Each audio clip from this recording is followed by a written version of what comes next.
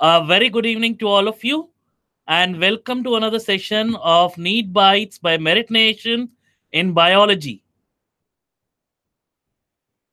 Hi Aditya, hi Meghna, hello Nishra, Lakshmi, a very good evening to you. All right, I hope everyone is there with me. And today we are going to talk about the last chapter of your unit number 7 of biology. That means the second unit of your standard 12th. It's last chapter, chapter number 7. And we are going to begin with evolution. Hi Divya, good evening. So we are going to begin with evolution and we are going to cover up or we are going to talk about the origin of life, evolution of life forms, evidences for evolution, adaptive radiation, and biological evolution. So these are the topics on which we will be shedding some light, right? Hi Sanjay, a very good evening to you. Rishabh, good evening. Kalpana Agarwal, a very good evening to you.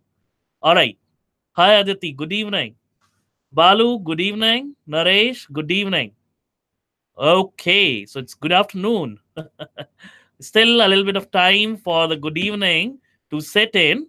So I guess everyone is ready and we are all set to begin with the first question of the day. Okay, so hi Anmol, good evening. Yes, Zeel Patel, good evening. Mr. Nuts, that's a funny ID you are having. Jyoti, a very good evening to you. Your entertainment, a very good evening. And let us see the first question which has popped up in front of us. And it talks about the analogous structures are a result of what? So, Meghna says the option A is the correct answer. So does Aditya. What about others? Shared ancestry, Shriya Narayanan says it is A. Okay, Chandana and even Nisha says it's A. Anmol, Divya says it's A. Fatima, good evening. Aditi, it is absolutely convergent evolution. Okay, Jyoti, good. Yes. Answer is A. Yes, your entertainment. Kalpana, yes. The answer is A over here. Yes, homologous is divergent. Aditi, yes. So we all know what is convergent evolution, what is divergent evolution. In case of convergent evolution, organisms are present in the same habitat, so they have to develop similar strategies to survive over there, right? So that is leading to convergent evolution and the formation of analogous structures or organs. Hi Aradhya, good afternoon. Himanshu, good afternoon. MD Tanveer, good afternoon. Yes. Anushka, good afternoon. Okay, let's see the next question, which is there in front of us. And these are some of the famous, or I can say, the most pet questions which are appearing over and over again regarding the homologous and analogous organs. So these questions, this type of question is sure to come up from evolution, mostly. Yes. Yes, and I have already got the answers. That's great. Aradhya is the first one to give me the right answer. And a very good afternoon to you, Anushka. Yes, Nisha. The right answer is option C. Okay, Jyoti, it is option C. Yes, Rishabh is right. Right, Dhruv, Watson. Okay. Flipper of whale is absolutely homologous to the forelimbs of the bird, which are their wings. Yes. Okay. I guess this is all very, very easy. Nothing typical or nothing difficult. And let's move on to few more questions of the same pattern or of the same type in case if we have some. And this is a different question which has come up over here. And this question says, following are the two statements regarding the origin of life. Good evening, Danish. And the first statement is the earliest organisms that appeared on the earth were non green and presumably anaerobes. Yes. And the first autotrophic organisms were the chemoautotrophs that never released oxygens.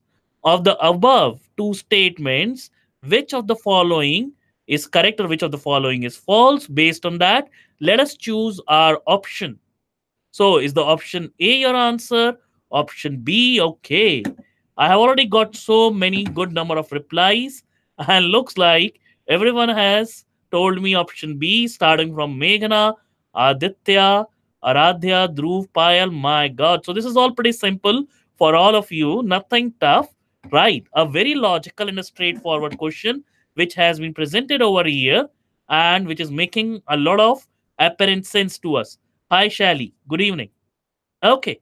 So we are done with this one. I hope we don't need much of an explanation over here and we can move over to the next question of the day. All right. Let us see the next question, which is there in front of us. Which of the following is the correct sequence of events in the origin of life? So, is it option A, option B, option C, option D? This is a little interesting for me, at least. So, what is your take?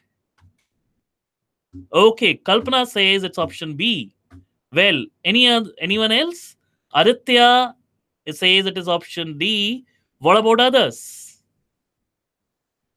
Okay, Nisha says it is option D. Okay. Anushka says it is option B. Okay, so I'm getting all sort of varied responses. And the correct answer over here in this case is basically option C. Why option C? Let us see to it. So, first and foremost, you're going to have the organic monomers. Later on comes the organic polymers. So, this is the first event which is going to occur in the origin of life, followed by this is the second event, and the third event is this. Why this is the third event? See, we have learned about the RNA world, right? So the RNA hypothesis, and therefore the DNA based genetic system came up later. So this is going to be the last event in the origin of life. Okay, first it was in RNA world. What are protobions? Protobions are the first living organisms which existed on the planet Earth or which evolved on the planet Earth, right? So they were basically, you can say, ancestors of your first anaerobic bacteria, chemo autotropic anaerobic bacteria. They were the ancestors of them, right? And they developed from coacervates. Coacervates, you can say, are colloidal substances showing some properties of living organisms. Yes, Dhruv, that's the answer. So C is the correct option over here. I hope this is clear to us. So we all will go by option C in this case. No, protobions and phytoplanktons are two different things, Ismail. Protobions are the first living organisms to have evolved. Yes. So Meritnation is already explaining you what are protobions. Please look on to the definition. Thank you for the support, Meritnation. It is always a pleasure here. So let's move forward and let us talk about the next question. The next question is regarding the very famous industrial millenism. Is an example of what? Is it an example of neo Darwinism, natural selection? Okay.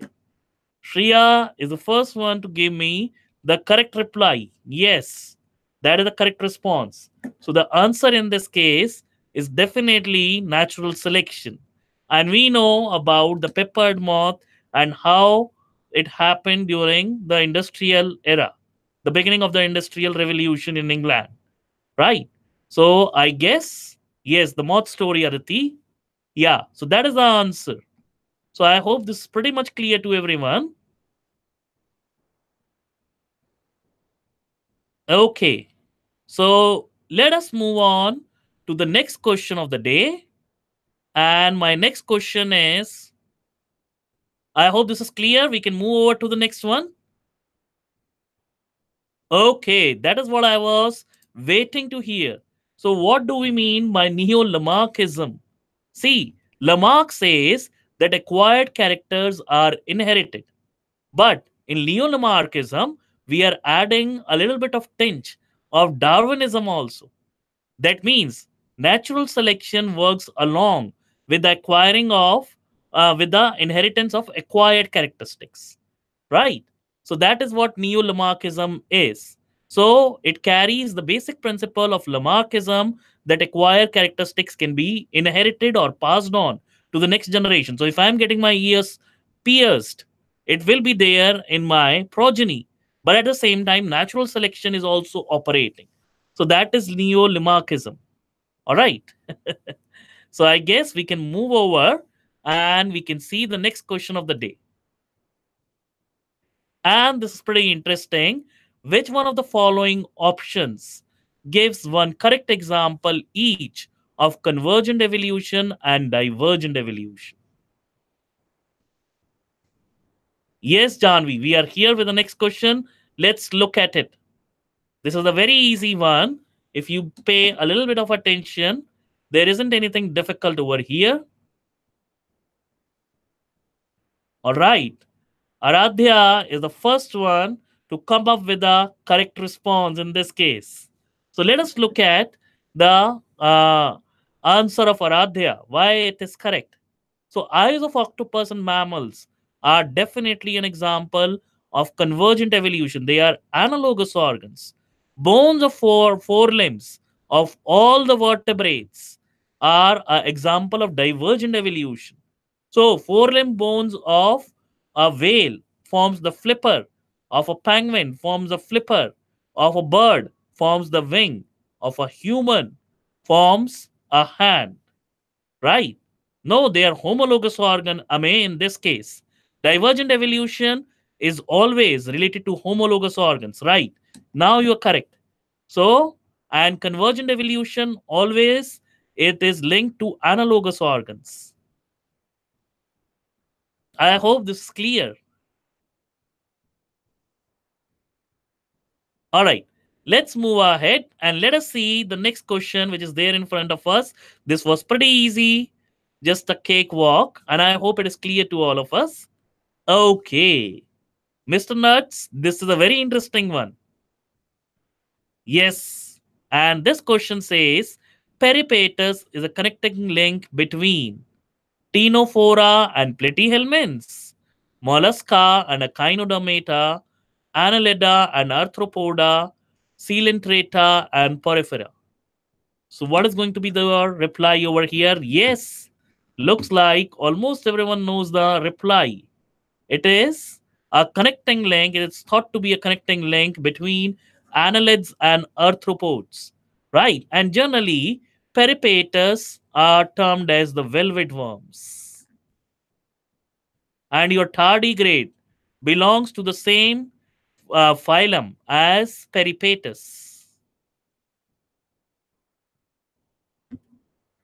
So I hope this one is clear to us and makes a lot of sense. So in case if you want more details, yes, this is a part of animal kingdom, surely, but can't we include it in evolution? Or is it not a question relating to evolution? Tardigrades are very resilient and they can put up even in space and even in very tough climatic conditions. Yes, the water bears. No, this is not for the ninth standard. Janvi, are you in ninth? Well, this is for the 12th grade students who are going to appear in NEET examination. In case even if you are in ninth standard, I appreciate your effort to come up over here and participate. Samit Raj, a very good evening to you. And let us look at the next question which is there in front of us. And the next question is the finches of Galapagos Islands provide an evidence in favor of what? Spatial creation, evolution due to mutation, retrogressive evolution, or biogeographical evolution. Okay, Aditya, Mr. Nuts, Divya, Meghna, Aradhya, you all are absolutely correct this time, including Nisha and Ishan. Yes, you all have got the right answer. So the answer is biogeographical evolution. So all the finches were separated from each other because they were on different islands and thus they evolved separately. So biogeographical isolation was responsible for their separate or divergent evolution? All right, that is the answer. And okay, Janvi, that's great. Welcome to Meritnation NEET Bytes of Biology. I hope you will be there with us in 11th standard if you're taking a biology. And let us, okay, Lovepreet Kaur has already given me the reply for the next question before I could even read it up. That is wonderful. So, De Vries gave his mutation theory on organic evolution while working on. So, Hugo De Vries was also among the three scientists to rediscover the Mendelian genetics. And over here, in this case, there are three plants or four things mentioned over here. Pisum sativum, of course, Mendel worked on it. So Hugo De Vries' organic evolution theory of related to mutation doesn't go well with Pisum sativum. Drosophila melanogaster. We all know Morgan worked on Drosophila as a model organism, right? And then we have got the correct answer over here by Lakshmi Priya. First, your Ornithothera lamarckania, also called as evening primrose. So this is the plant in which, for the very first time, you will see the work of mutation theory on organic evolution was proved by Hugo De Vries. And this is the plant in which also the principle of polyploidy was explained wonderfully.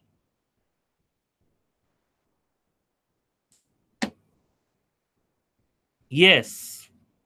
So this is not Rosa sinensis. This is your evening primrose.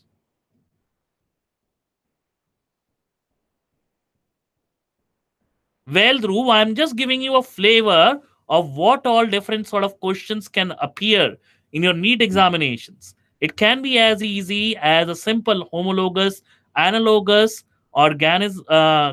organ comparisons and their sorting, or it can be as difficult as this one. Okay. So all sort of questions can be expected, but surely I guess very pet question is regarding the homologous and analogous organs. So which one of the following sequence was proposed by Darwin and Wallace for organic evolution, or Wallace for organic evolution? So what is going to be our answer for this one? Okay. So Mr. Nut says it's C. Kalpana says it's C. Lakshmi Priya says it's C. Anushka, Meghna, Ismail, Divya, Rashi, you all are saying it is. Divya says C. Rashi says A. Okay. Let us look at this. We have variation, right? Natural selection coming up. We have overproduction, then constancy of population size. So is that the correct option? Or we have overproduction, then variation, then constancy of population, and then natural selection. Option B can be definitely ignored, right? We don't have the things like that. And then, well, it was, I will say, your option A. So option A is the correct option in this case.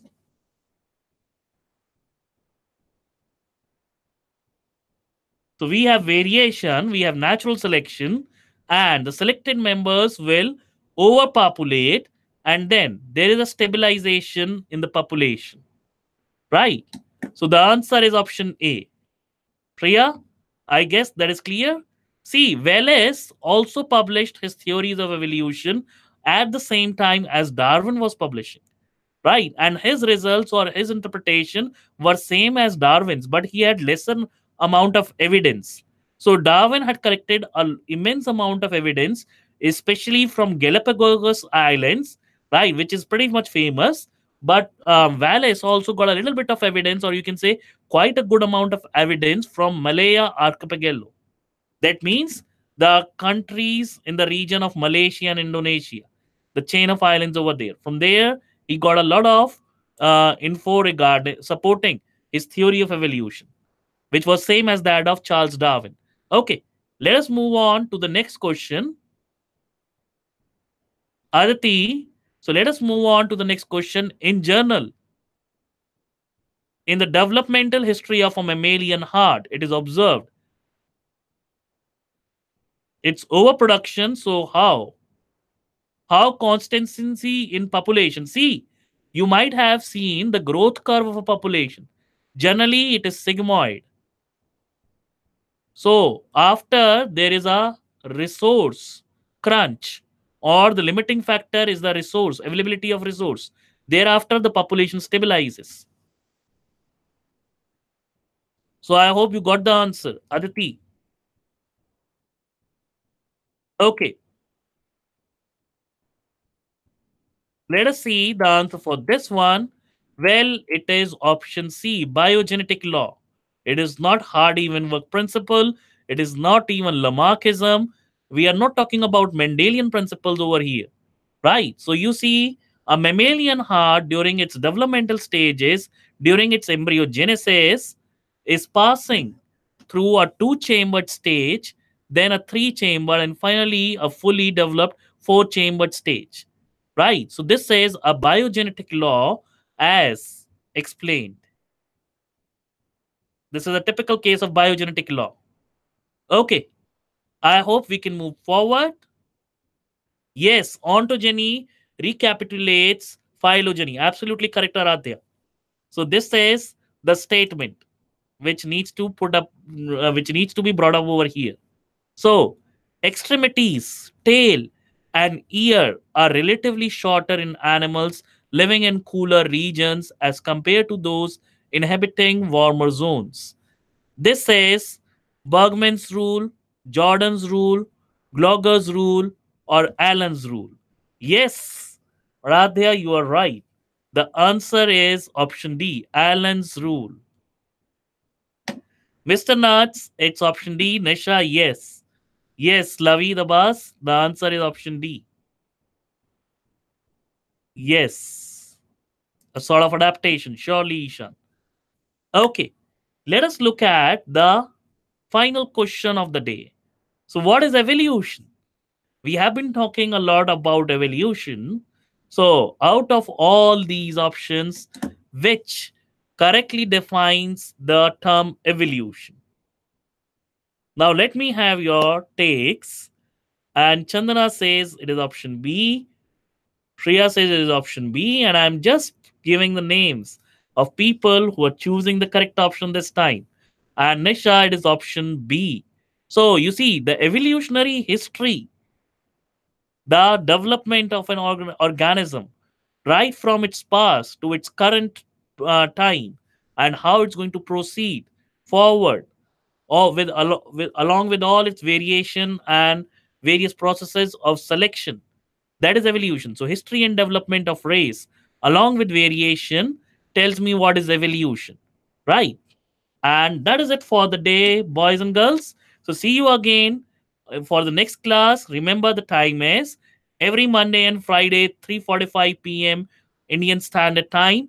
And for those who wish to give their information, just go to the link given in the description below, fill the form, and you will be contacted for your NEET preparation. Right. So you can definitely avail all the help which is possible for your NEET preparation. And that is it for the day. Bye bye, and a very all the best to all of you for your preparations for the upcoming examinations or ongoing ones too. Bye, guys.